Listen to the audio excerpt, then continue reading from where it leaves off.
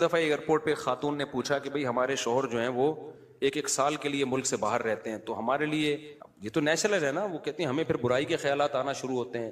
تو انہوں نے کچھ سوال پوچھے، وہ حیا کے خلاف ہیں، میں اس کو نہیں یہاں ڈسکس کر سکتا. میں نے ان سے کہا میاں کے علاوہ آپ کے پاس کوئی راستہ نہیں ہے اپنی خواہش پوری کرنے. تو وہ کہنے لگے پھر ہم کیا کریں، میاں بھی مجبور ہے. وہ کہہ رہے میں کیسے، اور اپنے ساتھ رکھ نہیں سکتا میاں، کیونکہ جو ہے وہ اس کے پاس اتنی تنخواہ نہیں ہے کہ بیوی کو رکھ سکے. تو چند کیس ایسے ہوتے ہیں. اصولی طور پر تو میاں کو چاہیے اللہ پہ توکل کرے، غریب بھی ہے نا اپنے ساتھ اپنی بیوی کو رکھے.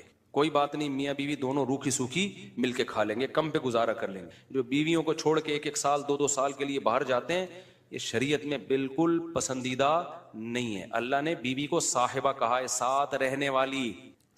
ساتھ رہنے والی. مجھے وزیر آباد میں 1 مہینہ رہنا تھا، یہ بات ہوگی 2006 یا 7 کی. انہوں نے کہا کہ 1 مہینہ آپ نے یہاں اسٹے کرنا ہے. بیانات کے سلسلے میں نا مسجد 1 مہینے کے لیے میرے حوالے کی تھی. تو میں نے کہا بھائی میں تو بیگم کے بغیر 1 مہینہ نہیں رہ سکتا. بچے بھی تھے میرے، تو میں نے کہا 1 مہینہ میں نہیں رہ سکتا، مجھے بیگم بچے چاہیے، ان کا بھی ٹکٹ دو تو میں یہاں رہوں گا ورنہ نہیں رہوں گا. تو انہوں نے پھر بیگم بچوں کا بھی ٹکٹ دیا.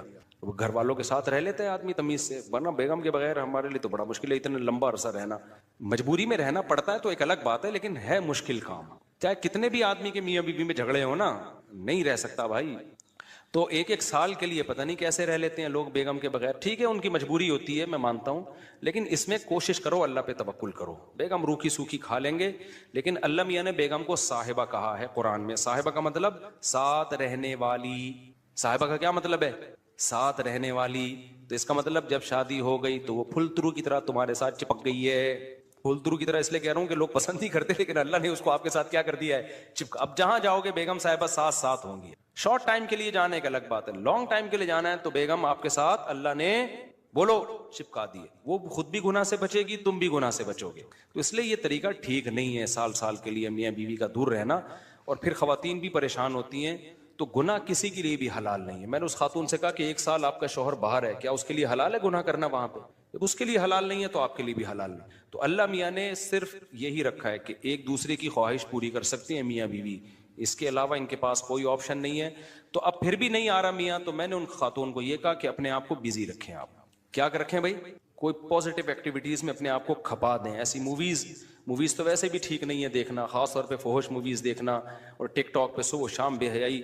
تو جب یہ انسان کی عادت ہے، جب وہ اپنے آپ کو کسی پازیٹیو کام میں لگا دیتا ہے نا، تو چند دن پھر یہ جھٹکے لگیں گے، اس کے بعد انسان نارمل. کئی لوگ ہیں جو 1 سال گھر سے باہر رہتے ہیں، مجبوری میں بیویاں بھی رہتی ہیں، وہ گناہ نہیں کرتے.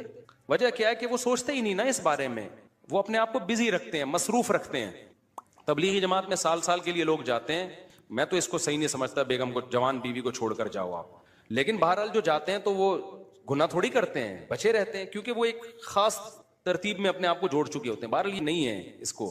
تبلیغ جماعت میں سال کے لیے جا رہے ہو، اگر شادی شدہ ہو بیگم کو بھی لے کے جاؤ ساتھ میں. ہم تو یہی کہتے ہیں تبلیغ والوں سے بھی، بھائی اگر سال کے لیے جا رہے ہو نا، تو یہ زمانہ بہت خطرناک زمانہ ہے. حضرت عمر نے جہاد میں نہیں چھوڑا تھا، تو یا اس کے لیے جو ہے وہ ایجڈ ہو گئی ہے، بوڑھی ہو گئی ہے، ایک الگ بات ہے. لیکن آج کل بہت مسائل کھڑے ہونے کا خطرہ ہوتا ہے. لوگ کہتے ہیں نہیں فلاں سال کے لیے گیا کوئی مسئلہ نہیں ہوا. بھائی مسئلہ ہونے پر حکم کا مدار نہیں ہے، فتنے پر حکم کا مدار ہے، خوف پر. بے پردگی جب ہوتی ہے تو لازمی زنا نہیں ہوتا، لیکن زنا کا خطرہ ہوتا ہے. تو خطرے کی بیس پہ شریعت نے عورت کو پردے کا حکم دیا ہے. سمجھ رہے ہو؟ تو آپ اپنی بیگم کو 1 سال کے لیے، جوان بیوی ہے، اس کو چھوڑ کے چلے گئے، تو ضروری نہیں کہ وہ برائی میں لگے، لیکن برائی کا خطرہ ہے نا. تو خطروں کی بیس پہ حکام دیے ہیں شریعت نے. برائی کا یقین ہو پھر تو بالکل ہی حرام ہے.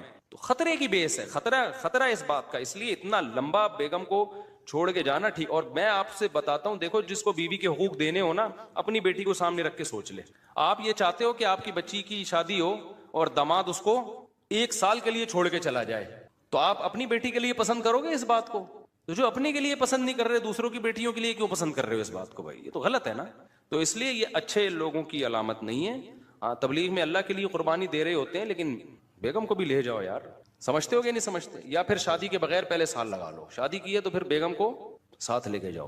تو بڑے مسائل کھڑے ہونے کا خطرہ ہوتا ہے آج کل. تو اس لیے اس میں جب، اور اگر نہیں ہے کوئی صورت نہیں بن رہی ہے، تو پھر اپنے آپ کو مثبت ایکٹیویٹیز میں اتنا کھپا دو. تو میں آپ کو گارنٹی سے کہتا ہوں چند دن، چند مہینوں کے بعد آپ کے دماغ سے وہ خیالات نکل جائیں گے. تو آپ مصروف کر دو گے اپنے آپ کو، لیکن اس بیس پہ آپ کے لیے کوئی بھی گناہ حلال نہیں ہے، گناہ حلال نہیں ہوگا آپ کے لیے۔ اچھا بھائی، طاہر شمیر رحیم یار خان انٹرچینج سے جب بھی گزر ہو میرے پاس کھانا کھا کے جائے۔ ٹھیک ہے انشاءاللہ، صلو علی الحبیب، چلیں کبھی گزریں گے تو۔ لیکن وہی ہے، کسی سے ملاقات نہیں کروانی، سیدھا کھانا رکھ دینا ہے، اصرار نہیں کرنا، ہماری مرضی، کھانا کھائیں نہیں کھائیں، نکل لیے پھر ٹھیک ہے۔ ایسی دعوت ہمیں بہت اچھی لگتی ہے۔ دیکھو مجھے وہ مہمان اچھا لگتا ہے جو بے تکلف ہو۔ آپ سمجھتے ہو نا میری اس پوری تقریر سے کہ میں لوگوں سے ملنا نہیں چاہتا، ایسا نہیں ہے۔ بے تکلف آدمی مجھے پسند ہے۔ میرے پاس 3 دن بھی لوگ ٹھہر کے جاتے ہیں جو میرے رشتہ دار نہیں ہیں، لیکن یہ وہ لوگ ہیں۔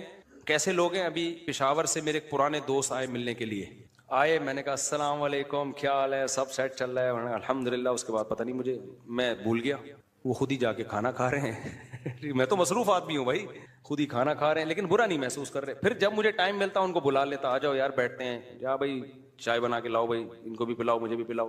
پھر کھانے کے ٹائم پہ مجھے یاد آیا، ارے وہ آئے ہوئے ہیں، میں نے کہا آپ بھی آ جاؤ کھانا کھا لو۔ انہوں نے کھانا کھا لیا، صحیح ہے نا؟ پھر بھول گیا میں کہاں گئے، پتہ نہیں کہاں گئے۔ پھر اگلے دن مجھے یاد آیا، اڑے بندہ آیا ہوا ہے بھائی، لیکن وہ ناراض نہیں ہو رہا۔ پھر میں آیا، جب میں فارغ ہوا میں نے کہا آ جاؤ یار، میں نے فلاں جگہ جانا ہے بیان کے لیے، آپ بھی میرے ساتھ ہی گاڑی میں آ جاؤ۔ اپنے ساتھ گاڑی میں بٹھایا، لے گئے ان کو، بیان کیا، گھمائے، پھر آیا اپنے ساتھ ہی واپس لیا۔ پھر بھول گیا میں، پتہ نہیں بندہ گیا کہاں پہ۔ تو وہ ناراض نہیں ہوئے، 3 دن اسی طرح ہم نے ہنسی خوشی گزارے۔ اس کے بعد وہ نکل لیے، انہوں نے کہا میں پشاور پہنچ چکا ہوں۔ میں نے کہا یار کوئی میری طرف سے کوتاہی ہو گئی، معاف کر دینا۔ کہہ رہے کہنا تو یہ چاہیے تھا، بدتمیزی کی انتہا کر دیا آپ نے، لیکن وہ خوش تھا۔ تو ایسے بندے 100 دفعہ ہیں۔ میں نے تو ایک کمرہ اسپیشل مہمانوں کے لیے بنایا ہوا ہے، واش روم کے ساتھ، کہ مہمان آئیں اسٹے کریں یہاں پہ۔ لیکن وہ مہمان جو تکلف والا نہ ہو کہ جی پوچھا نہیں مجھے ناشتے میں مفتی صاحب نے، بھائی ہماری بہت ٹینشن ہے، ابھی یہ تجھے پوچھیں گے تو ہم تو گھر والوں کو کون پوچھے گا۔ ہاں کوئی بہت میرے ٹیچر آ جائے نا، استاذ آ جائے، معزز مہمان، کوئی بہت ہی اپر لیول کا، میرے ٹیچر آ جائے، میرا چاچو آ جائے، وہ چاچو تو میرے بیچارے انتقال ہو گیا، میرے ماموں آ جائیں، تو ان کے ساتھ یہ سلوک نہیں ہوگا۔ اپنی شرمگاہ کی حفاظت، یہ چیز بھی آپ کو کافروں میں نہیں ملے گی۔ آپ نے دیکھے ہندو بھگوان کی خاطر برائی سے بچ جائیں، نظر کی حفاظت کریں، زنا سے بچ جائیں، شاید کوئی لاکھوں میں کوئی ایک ہو۔ انگریزوں میں تو جو عیسائی ہیں، یہ پورا امریکہ یورپ تو کرسچینٹی ہے نا، یہ تو کرسچن ہے، اپنے آپ کو منہ سے بولتے بھی ہم کرسچن ہیں۔ کیا انہیں معلوم نہیں ہے کہ حضرت عیسیٰ علیہ السلام نے زنا کو حرام قرار دیا ہے؟ لیکن کیا بچتے ہیں؟ تو اللہ سے ریلیشن کے بغیر آدمی زنا سے بچ نہیں سکتا ہے۔ وہی بچے گا جس کے دل میں اللہ کا خوف ہو۔ اللہ کے خوف کے علاوہ کوئی ایسی پاورفل موٹیویشن اب تک ایجاد ہی نہیں ہوئی ہے جو مرد کو زنا سے روک دے۔ کوئی موٹیویشن ایسی ہے ہی نہیں، کیونکہ زنا بہت زیادہ انسان پہ اس کا غلبہ ہوتا ہے، اس سے بچنا بہت مشکل ہے۔ کیسے روکے گا کوئی ڈاکٹر آپ کو؟ کیسے روکے گا؟ اس سے صحت خراب ہوگی، اس طرح روکے گا آپ کو؟ وہ کہے گا اس سے خاندانی نظام تباہ ہو جائے گا، تو اگلا کہے گا میرے کرنے سے کیا نظام تباہ ہوگا؟ تو پوری دنیا جب زنا چھوڑے گی تو نظام بحال ہوگا نا، میرے اکیلے سے کیا ہوتا ہے؟ وہ آپ کو کہیں گے اس سے ایڈز پھیلتا ہے، تو لوگ کہیں گے ٹھیک ہے ہم ایڈز کی جو بچنے کی تدابیر اختیار کر لیں گے۔ کوئی آپ سے کہے گا کہ جی آپ کا پیسہ اس سے برباد ہو جائے گا، تو آدمی کہے گا ایک دفعہ کر لیتا ہوں، جب برباد ہونے لگے گا تو نہیں کروں گا۔ ہر چیز کا شیطان جواب آپ کو دے دے گا۔ اس کے لیے سوائے اللہ سے ریلیشن کے کہ آپ کو کس کا خوف ہو؟ اللہ کا۔ وہ آگ میں ڈالے گا اگر میں نے زنا کیا، وہ آگ میں ڈالے، وہ برباد کر دے گا زندگی میری۔ زانی کو آخرت میں سزا بعد میں ملتی ہے، دنیا میں سزا پہلے۔ دنیا کی سزا پتہ ہے کیا زانی کی؟ اس کی فیملی لائف کی ایسی کی تیسی، اس کے دل میں بیوی کی محبت نہیں بلکہ بیوی بوجھ لگتی ہے اس کو۔